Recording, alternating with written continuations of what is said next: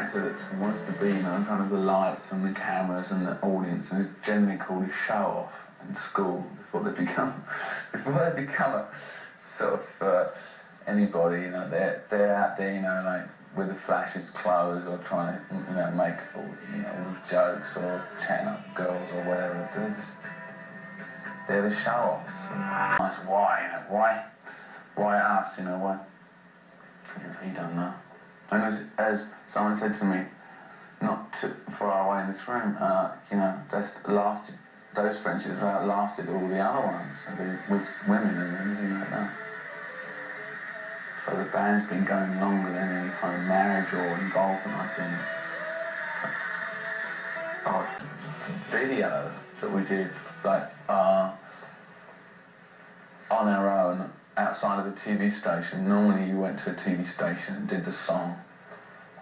And so you had to do, instead of doing one video, which would go to all the TV stations in America or whatever, you'd have to do them on every one. So you'd be doing like 10 TV shows, you know. So Jumping Jack Flash was the first one that we did, and we just mowed it out. And we filmed it in a recording studio. And I don't know if you remember, we put a lot of makeup, sort of, it was the 60s, you see. And we put all this makeup here and all different colours, and it was like pretty neat for those days. It didn't cost hardly anything to make. In America, well, it was slow. It was very funny because there was no FM stations. In fact, this going back, you know, before the war. No, there were no can you imagine there were no FM stations? The only FM stations were like, played like, you know, elevator music, you know? And no one had thought put rock and roll on those. And the only rock stations were like the AM top 40 type stations, which were very, and still are, very rigorous in their choice. So you'd have to visit them, you know? And one of the big stations in New York was WMCA, and they were called the Good Guys, and they all wore like blazers, you know, red with badges with WMCA Good Guys, and they all sang together, had this song, and you had to learn the song, you know, and that was one of your hustles. You went up to the station, they taught you the song, like WMCA, so that was the kind of hustle you had to do to get your record played. Otherwise, forget it, you know. Movies can affect your, the way you look at things, the way you look at a certain subject that you didn't know about. But I think most popular music is, whether people would say it's relevant, or was relevant in the 60s or wasn't relevant now, I don't think that's really, in the majority of things, I don't think that's what people want to hear. I think people want to be escapist. And I think right now in this time and place, they don't really want to hear about politics and things like that. And they'd rather hear about party. And rock and roll, I think it's not like acting, you know, where you fasten upon a piece of something in yourself. It's just, that's what's motivating me in this way, or in this play, in this film. In our kind of rock and roll, you've got to go home and sit down with your guitar and write a song, and it's got to be reasonably good. And it does require quite a lot of self-discipline sometimes to do that, because you don't want to do it. But eventually it comes down to it, and you sit down for a few hours and you write a couple of interesting pieces, and you think, it's pretty good. And, you know, and then it starts, the sort of juices start to flow again, and I think, you know, that's how it happens. I think from the songs themselves, I don't think of it as I can't wait to get back on stage, you know, in front of like 100,000 people, that's all I want to do in life. It doesn't feel, for me, that doesn't, you know, I don't miss it that badly. Or if I go and see someone else play, I don't want to run on the stage, you know. So performers do. So they want to be up there. Performers make the worst audience. Because they want to be on stage and think, I'll be able to go up there. I could do better than that. Off with him. And so the motivation for me comes from the songs rather than material. Next week with the conclusion of our private reel and our brand new video, She Was Hot. But now here's something we did in 1964, Around and Around. We stopped performing in 1966. Quite a long time ago. Most of us weren't even born then.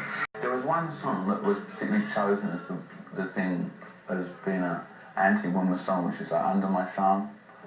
And actually, Under My Thumb, how's it go? Under My Thumb. There's a girl who once had me down, you see. The whole idea is that she was, that I was under her, like she was kicking me around. So the whole idea is like absurd, saying that all I did was turn the tables around, see. So women took that as to be against femininity, whereas in reality it was, you know, I was trying to get back, you know, against, you know, being a repressed male. This was a long time ago. I mean, but no, the Rolling Stones had a pretty sort of masculine stance, but I don't think we've been particularly macho or ununderstanding of women. I mean, we've written a lot of quite tender songs, really. People don't think of the Rolling Stones as a band that's made melodies or Color of the Night was always, when it was written, it was always like, it's supposed to be about the repression of violence in our minds, you know, in society's minds, because we have so much of it. We get used to it, and it was also about repressive political systems, pretty serious stuff. But for to put out songs like that, because nobody really is interested, I don't think. I mean, everyone's interested in songs about having a party all night or whatever, or just mumbo jumbo, you know. No one's interested in anything real.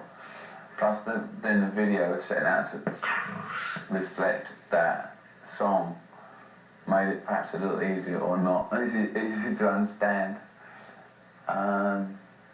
So that was a bit of a departure for us for a while, because we hadn't done anything like that since Street Fighting Man. Kind of thing happened. It was very early on.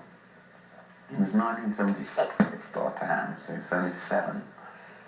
And yeah, it did seem, you see, everything in rock and roll seems to go around and come around, that's the thing. And so you see, you know, kids spinning into the cameras and all that, you know, and they were much more able to do it than we were, because the rock and roll by then was an industry, and you could get hundreds of thousands of dollars from record companies, and when we started, you had to really kind of behave yourself a little bit, otherwise you get absolutely nowhere. And it did seem a bit a replay, but it brought back a lot of energy, and it brought back rock and roll to the people that couldn't really play music. You know, there was all those people that could play music were out. You know, those sort of grandiose sort of style rock bands were out, and people that couldn't really play guitars and sing were back in again, like us. So that was kind of nice, you know, but it sort of revitalised a lot of people, and made you think, well, you know, it made you think two things. It made you think, well, is that all there is? Because you've done that before.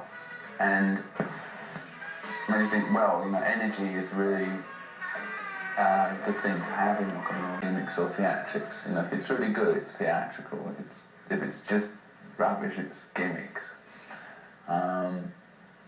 But I think it's worth trying. If you do it to a 2.5-hour show, people get really bored. Sometimes you have to sort of flash them up a bit with a few theatrics. Done all in favour of achievements. I mean, pride becomes before a fall, you know. I'm not particularly proud. Some of the things that the Stones have done have been great, some of them have been rubbish. That's the way life goes, you know. But that's the lot. I chose it, and I could have sort of got out of it at any time, but I'm still in there, and I wouldn't be there if I didn't enjoy it. It's a bit of an on-the-road song, you know. Detroit was smoky grey, nothing like the good old days or something. It's a bit of a road song, which I hate road songs normally, but I mean, that's your experience, so you've drawn it, and the video of it is going to be different from the last one insofar as it's going to be more of a comedy. So we got this idea from a rock movie, an old rock movie, and we're going to kind of do, it's not a copy, we're going to do a sort of pastiche of that, of that particular, no, I'm not going to say which number it is in which movie, but it's sort of, it has a sort of big blonde girl with, you know, big breasts, and she's dancing and driving everyone crazy. And so it should be funny as opposed to the undercover one, which is pretty serious. And we hope it's going to come off funny.